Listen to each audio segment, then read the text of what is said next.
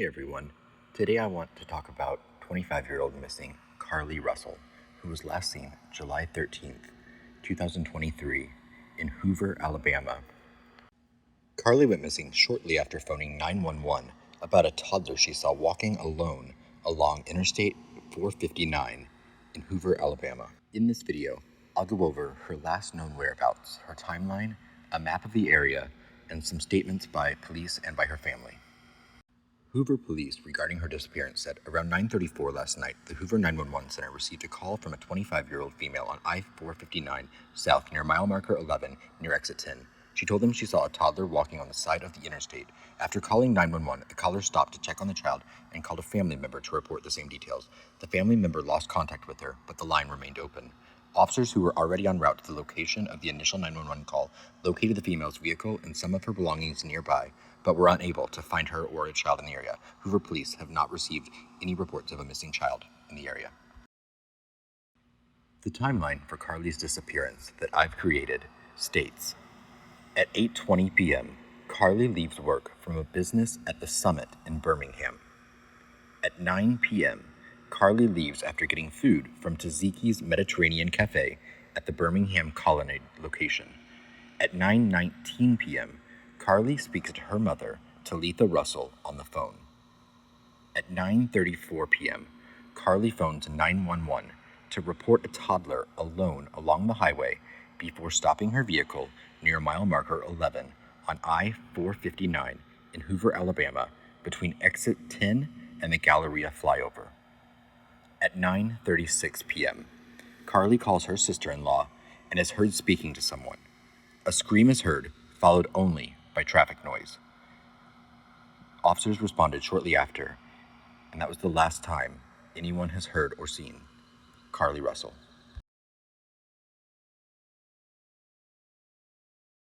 This is a map highlighting the locations of Carlee's last known whereabouts. After leaving work at the Summit at 8:20 p.m., she would have traveled south on Highway 280 east before arriving at the Colonnade.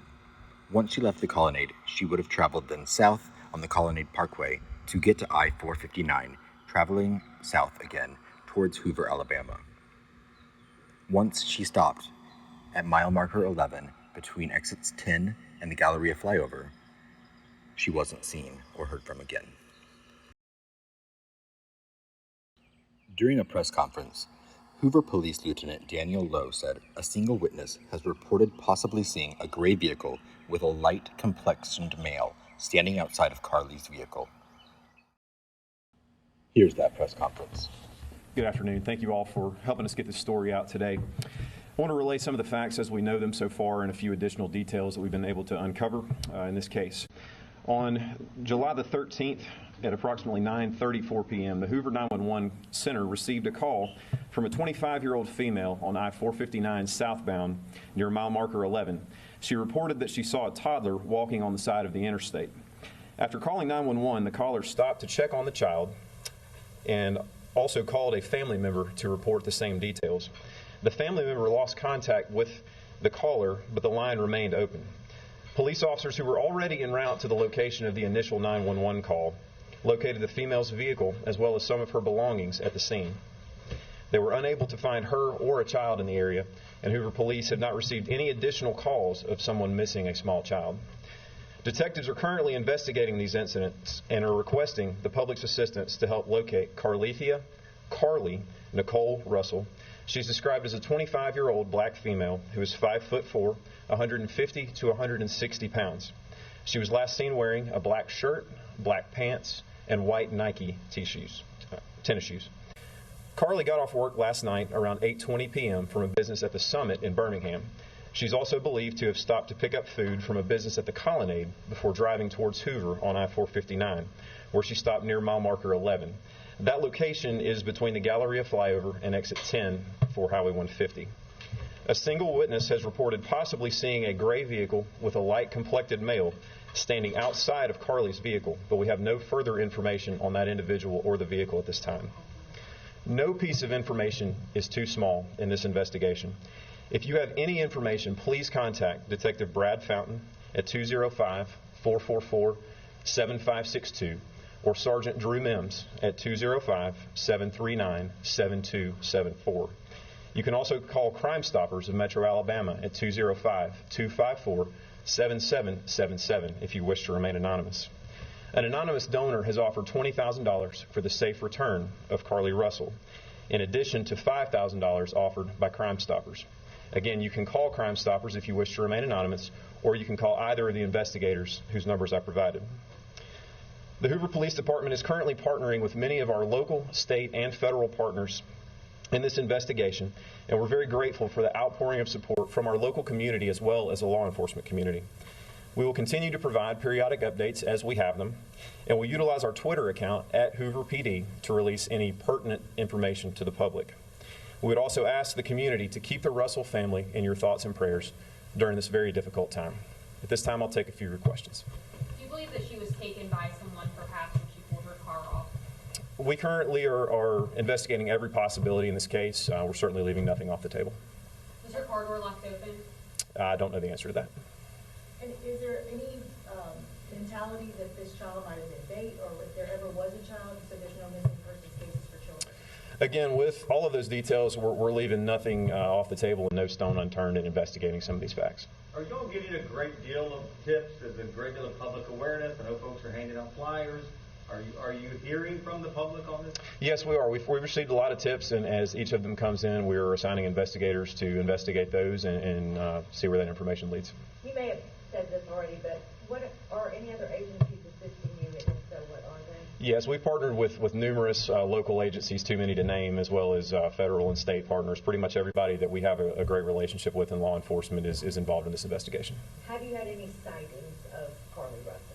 We don't know. Again, when we get a tip, we investigate that and follow up to the best of our ability. And I know that families organize their own search. Are the police doing any organized searches? Yes, we have a myriad of resources. Everything we have at the Hoover Police Department, in addition to those partners, is involved in this investigation right now. As you said, the family is doing some searches as well, and we're maintaining very close contact with them in that process. Do we know if Carlee had hung up, or did the dispatcher hang up when you guys had got that initial call? Carlee was actually on the phone with a family member when the call was terminated. However, the phone line remained open, and we followed up from there. But she had called 911, correct? Yes. So how did that 911 call in? I'm not sure. Is there a way we could get the 911 call? I don't have that at this time to provide to you. Family members said that they heard her scream before the line was left open. Have you guys heard that in your investigation so far? The family has relayed everything that they are aware of to us, and again, we're following up with any information that we're provided. The family asked if it was possible to put out an Ashanti alert, I believe. Is that something that could have been done when you guys got the notification that she went missing? So alerts of that nature are handled by Aaliyah, and we have provided all the facts of the case as we currently know them to them for them to review the case, and if they deem that to be appropriate, they will issue an alert. Can you tell us who you should contact over the weekend as the search kind of continues? Yes, I'll repeat the same numbers. The two gentlemen to my right are Detective Brad Fountain and Sergeant Drew Mims. They're with our Crimes Against Persons unit. Detective Fountain's number is 205-444-7562. Sergeant Mims is 205-739-7274. And again, Crime Stoppers of Metro Alabama is 205-254-7777. And you can call any of those numbers. They have people that either get messages or can return calls very quickly. When police arrived at the scene on Thursday night, was her car running and was her phone located there at that location? We did locate her cell phone at the scene. We're currently analyzing that phone to see if there's any information on there that could help us. As far as the condition of the vehicle, I'm not aware. Have you ever had a stranger abduction in Hoover? I would have to check our records for that. How common are they? Again, each case is unique, and this case is certainly a unique instance in our city, and we're doing everything we can to solve it. Is there a staging area that you guys would be staging for searching or anything like that? The police department is handling all of our resources internally, and if we need additional resources, we'll reach out to our partner agencies. Does the missing woman have any mental illness history or any physical conditions that people should be aware about? I can't speak to that right now. Last question. Interstate cameras, you mentioned some of the descriptions of a car. Has that matched the neighborhood down the road and all that? We're currently reviewing any resources like that we have available to determine if there's any usable evidence from that. All right. Thank you, guys. I appreciate y'all. Thank you. In a statement regarding her daughter, Talitha Russell, Carlee's mother, said, "She's known to be helpful, and she has a big heart, and she does know not to stop for anyone, even a child on the side of the road. But she did call 911, and I think she kind of let her guard down, thinking they were so close. And when she got out of the car, she did tell my daughter-in-law, 'I can't just leave this little child on the side of the road.'" Here are Carlee's parents talking to reporters. She's a godsend. Bubbly personality, loving heart, giving, just joyful in nature. She's a fighter too. She's joyful and she's laid back, but if it's a chance for her to put up a fight to try to save her life, she's gonna do everything she can to put up a fight. And I was telling my husband and I were talking today, she was just so happy, or yesterday, she was just so happy all the way up until I talked to her at 9:19. She was just so happy. And anybody that knows our daughter knows she loves food. And the fact that she was willing to give me her meal because they left her meal off meant a lot to me. And when she got home, I was gonna give her a big hug and tell her thank you, because I know you love your food.